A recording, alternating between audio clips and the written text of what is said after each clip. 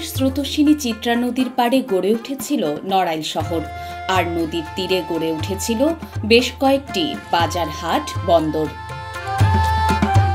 সে সময় চিত্রার ঘাটে ঘাটে স্টিমার চলত। তখন কলকাতা থেকে স্টিমার নিয়ে বণিকেরা খুলনা হয়ে নদীপথেই নড়াইলে আসতেন বাণিজ্য করতে, লোক আর পসরা নিয়ে। 1757 সালে বিখ্যাত ইংরেজ ভূজরিপবিদ রেনল সাহেবের লেখা থেকে পাওয়া যায় চিত্রা অতিক্রমের কথা। সেসব এখন কেবলই স্মৃতি। কালের আবর্তে চিত্রা নদী তার রূপ যৌবন সবই হারিয়েছে।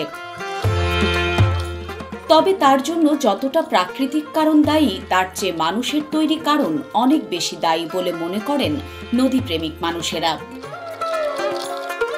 কুষ্টিয়ার কালীগঙ্গা নদী থেকে চিত্রা নদীর উৎপত্তি। সেখান থেকে ঝিনাইদহ মাগুরা হয়ে প্রায় 130 কিলোমিটার দীর্ঘ পথ পাড়ি দিয়ে একটি শাখা খুলনার ভৈরবের সঙ্গে আর অন্যটি মিলিত হয় কালিয়ার গাজীরহাটে নবগঙ্গার সঙ্গে। প্রশাসনের জরিপে নড়াইল শহর এলাকায় 63 জন অবৈধ দখলদার নদী পাড় দখল করে আছে বলে শনাক্ত হওয়ার দীর্ঘদিন পেরিয়ে গেলেও সরকারি তালিকাভুক্ত এসব দখলদারের উচ্ছেদের ব্যাপারে প্রশাসন নির্বাক। এখন নড়াইলে প্রায় 73টার উপরে অবৈধ বাড়ি তালিকা করা হলেও সেগুলো উচ্ছেদ করা হচ্ছে না, এবং এই যারা দূষণ করতেছে তাদের বিরুদ্ধে ব্যবস্থা নেওয়া হচ্ছে না। আমাদের দাবি এই অবৈধ দখলমুক্ত করে এবং এই যারা নদীকে দূষণ করতেছে তাদেরকে বিচারের আওতায় এনে শাস্তি দেওয়া হোক। নদীর মধ্যে প্রচুর পরিমাণে কচুরিপানা, নদী দখল, বর্জ্য নিষ্কাশন, যে কারণে নদীর তার প্রাণকে হারিয়ে ফেলেছে। এবং এখন নৌকা চলাচল, আগে তো স্টিমার, লঞ্চ চলাচল করতো, এখানে এখন নৌকাও চলাচল করা মুশকিল হয়ে পড়েছে। এসব দখলের জন্য এক শ্রেণীর সরকারি কর্মচারী সরকারি খাস জমি দেখিয়ে জমি দখল করে স্থায়ী নিবাস গড়ে তুলে বসবাস করছেন। শুধু কর্মচারীরাই নয়, এই নদী দখল করে আছে শহরের কয়েকজন প্রভাবশালী ভূমিদস্যুও। মাঝে মধ্যে নদী বাঁচাও আন্দোলনকারীদের চাপে পড়ে মাপজোক শুরু হলেও কোনো অদৃশ্য কারণে তা বন্ধ হয়ে যায়। আবার নতুন করে শুরু হয় নদী দখলের চেষ্টা। এভাবে চিত্রা নদীর নড়াইল শহরের পাড়ে অন্তত 100 বাড়ি বা ব্যবসা প্রতিষ্ঠান গড়ে উঠেছে প্রশাসনের চোখের সামনেই।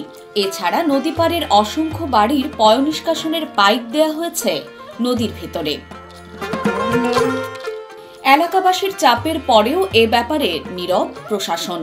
কিছু অসাধু লোকের কারণে আজকে এই চিত্রা নদী হুমকির সম্মুখীন, এবং এই চিত্রা নদীর পানি আজ দূষিত হয়ে গেছে। এখানে এক সময় প্রচুর মাছ পাওয়া যেত, এখন সেই মাছও পাওয়া যায় না। এবং চিত্রা নদীর দুই পাড়ে আপনার অবৈধ স্থাপনা গড়ে তুলেছেন, যে কারণে এই চিত্রা নদী আজকে হুমকির সম্মুখীন হয়ে গেছে। নদী দখল এবং দূষণের ফলে নদীর নব্যতা হারিয়েছে। আমরা চাই যে চিত্রা নদীকে দখলমুক্ত করতে, এবং দখলমুক্ত হলে আশা করি ইনশাআল্লাহ নড়াইল আবার সবুজ সমারোহে ভরে উঠবে। চিত্রাকে আমাদের সবাই বাঁচানো উচিত। আমরা চাইব চিত্রা তার স্বাভাবিকতা ফিরে পাক, আগে সেই খরস্রোতা ফিরে পাক, চিত্রা বাঁচুক, আমরা বাঁচি। তবে দখলদারদের বিরুদ্ধে আইনগত ব্যবস্থা নেওয়া হবে বলে জানিয়েছেন নড়াইল জেলা প্রশাসনের জেলা প্রশাসক শারমিন আক্তার জাহান। আমরা চিত্রা নদীর অবৈধ দখলমুক্ত এবং দূষণমুক্ত করার জন্য কাজ শুরু করেছি। সম্প্রতি আমরা একটি সভাও করেছি এবং এ ব্যাপারে আমাদের মন্ত্রণালয় থেকে চিঠি এসছে।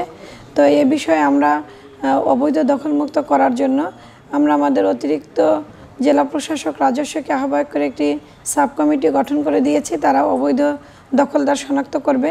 আর অবৈধ দূষণমুক্ত করার বিষয়ে আমরা আমাদের ডিডিএলজিকে আহ্বায়ক করে একটি সাব কমিটি গঠন করে দিয়েছি। তারা এই বিষয়ে এখানে পৌরসভার দেখা যায় যে বিভিন্ন যে সেফটি ট্যাঙ্কের যে কানেকশন, সেগুলো তারা নদীতে তারা ফেলছে, অনেকে বর্জ্য ফেলছে। এই বিষয়ে আমরা কঠিনভাবে কাজ করছি।